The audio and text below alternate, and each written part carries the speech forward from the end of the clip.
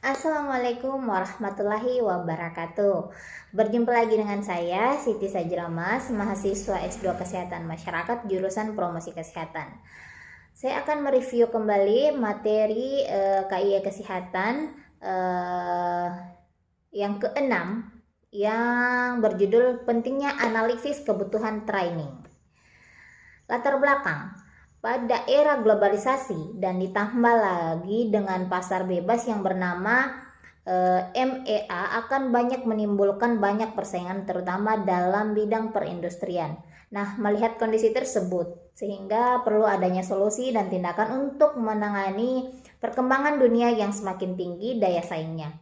Nah, persaingan yang semakin sulit itu membutuhkan suatu program untuk dapat menanganinya. Nah, salah satunya adalah memperbaiki, mengembangkan dan menciptakan SDM yang memiliki kompetensi, kualitas, dan loyalitas untuk memajukan usaha yang dijalani. Kemudian,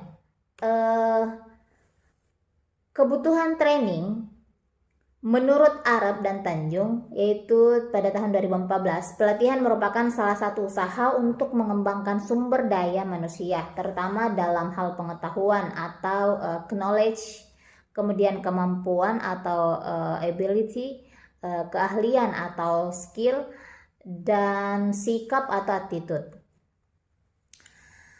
Kemudian seorang ahli Tanjung dan Rahmawati pada tahun 2014 merupakan menjelaskan bahwa pelatihan bagian dari suatu proses pendidikan yang bertujuan untuk meningkatkan kemampuan atau keterampilan khusus seseorang atau kelompok orang lain.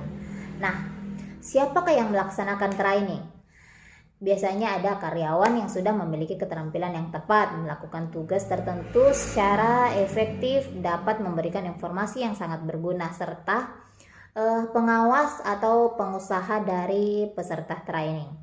Kemudian metode dan proses penilaian kebutuhan training. Metode menggunakan ADI atau analis, design, develop, implement atau evolution. Sedangkan penilaian menggunakan laporan kinerja pegawai atau biasa disebut dengan SKP. Kemudian, bagaimana merencanakan analisis kebutuhan pelatihan? Yang pertama yaitu kita harus melakukan identifikasi masalah organisasi. Kemudian menentukan tujuan analisis kebutuhan pelatihan. Dan yang ketiga, menentukan responden. Yang keempat, desain proses analisis kebutuhan pelatihan. Dan yang kelima itu penentuan tim dan waktu pelaksanaan. Kemudian kendala dalam kebutuhan training. Menurut ahli Made Kurnia Wibawa dan kawan-kawan dalam jurnalnya yang berjudul Analisis Kegagalan Penelitian dalam Meningkatkan Produktivitas Kerja Karyawan, bahwa faktor penyebab kegagalan pelatihan dalam meningkatkan produktivitas karyawan terdapat beberapa alasan yang dapat dipandang dari dua aspek, yaitu aspek perusahaan serta aspek karyawan. Jadi kesimpulannya, pentingnya training dengan pelaksanaan pelatihan yang tepat, maka perusahaan diharapkan dapat memperbaiki efektivitas kerja karyawan dalam mencapai hasil-hasil kerja yang telah ditetapkan. Dan pelatihan yang dilakukan dapat ditujukan kepada karyawan lama maupun karyawan yang baru.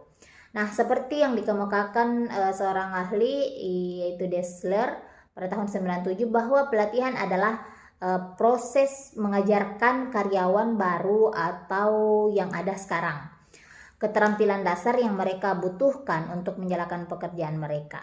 Sedangkan bagian karyawan lama juga perlu belajar dan dilatih dengan tujuan untuk memperbaiki kinerja yang kurang baik. Nah, mempelajari pengetahuan dan teknologi serta keterampilan yang baru juga untuk menyesuaikan dengan perkembangan organisasi dan kebijakan organisasi yang baru.